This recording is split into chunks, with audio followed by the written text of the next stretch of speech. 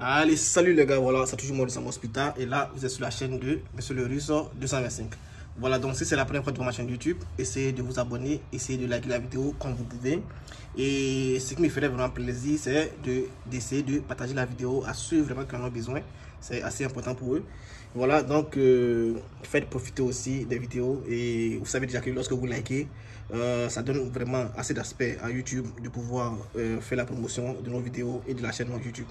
Voilà, donc aujourd'hui je suis juste là pour vous présenter la bourse vraiment qui est hyper reconnue et connue aussi de plusieurs étudiants. Et cette bourse là, vous devez savoir que c'est une bourse de la Chine. Et moi ce que je vais faire est très simple. Il y a deux bourses de Chine que je vais mettre en commentaire et je vais comme ça essayer de vous donner les caractéristiques de chaque bourse. Ça veut dire quoi? Vous savez déjà que les bourses là-bas ou bien les admissions en Chine ont presque les mêmes caractéristiques. Donc je vais donner rapidement les caractéristiques de ces deux bourses. Comme ça, lorsque vous allez commencer à postuler, vous allez déjà savoir ce que vous devez faire et puis comment est-ce que vous devez vous apprêter. Voilà, donc la bourse de Chine, déjà, vous devez savoir que pour pouvoir postuler l'admission et bourse, parce que là-bas c'est comme ça, admission et bourse sont vraiment liés. Et parfois aussi, lorsque vous finissez de faire l'admission, on vous demande de faire un test. Ça va dépendre de la faculté que vous allez choisir. Si vous prenez une faculté de médecine, par exemple, on peut vous demander de faire un test en ligne directement pour pouvoir déjà avoir l'admission. Et ce que vous devez savoir, ce qui est bien en Chine, c'est que si vous faites la licence ou même le master, vous pouvez déjà postuler et ils vont vous demander comme ça d'aller faire l'année de langue là-bas, c'est-à-dire l'année de langue d'abord chinoise avant de pouvoir continuer vos cours en licence ou bien en master. Voilà, donc c'est ce qui est vraiment important. Mais d'abord, il faut choisir la filière qui est en langue chinoise. Vous comprenez?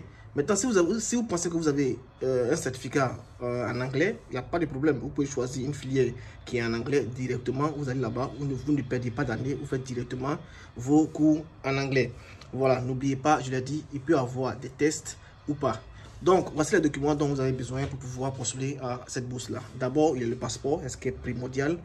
Voilà, il y a le passeport, il y a les diplômes et les relevés de notes. Si vous voulez faire le master, alors ce sont les diplômes de licence et les relevés de notes de licence, la licence 1 à la licence 3. Voilà, donc n'oubliez pas, c'est assez important. Après ça, après les relevés de notes et le diplôme, vous devez envoyer votre CV.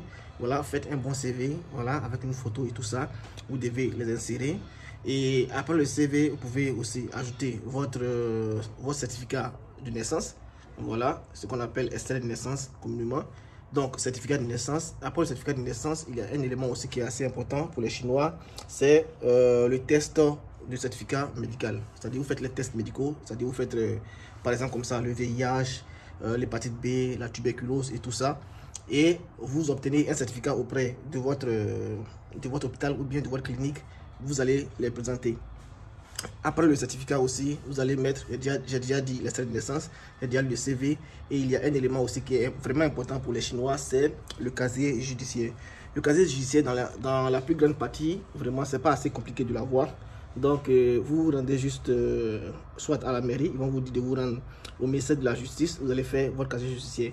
Le casier judiciaire dit aux Chinois que l'étudiant qui postule dans votre université, c'est un étudiant qui est clean, voilà, qui n'a pas d'antécédents dans son pays et tout ça. Donc, voilà, c'est un étudiant qui veut vraiment étudier, voilà, qui n'est pas un voyou. Donc, c'est ce que dit le casier judiciaire.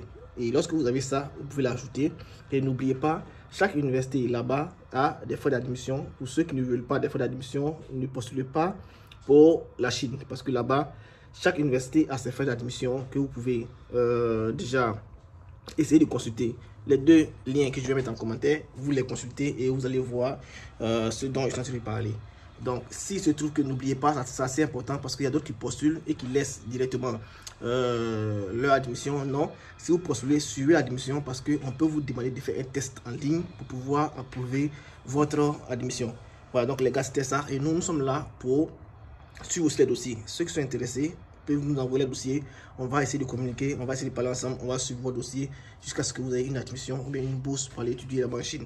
Voilà, actuellement c'est disponible. Il y a plusieurs universités qui ont déjà lancé les admissions. Donc ceux qui sont intéressés, nous sommes là, c'est le numéro qui est là, faites-nous signe.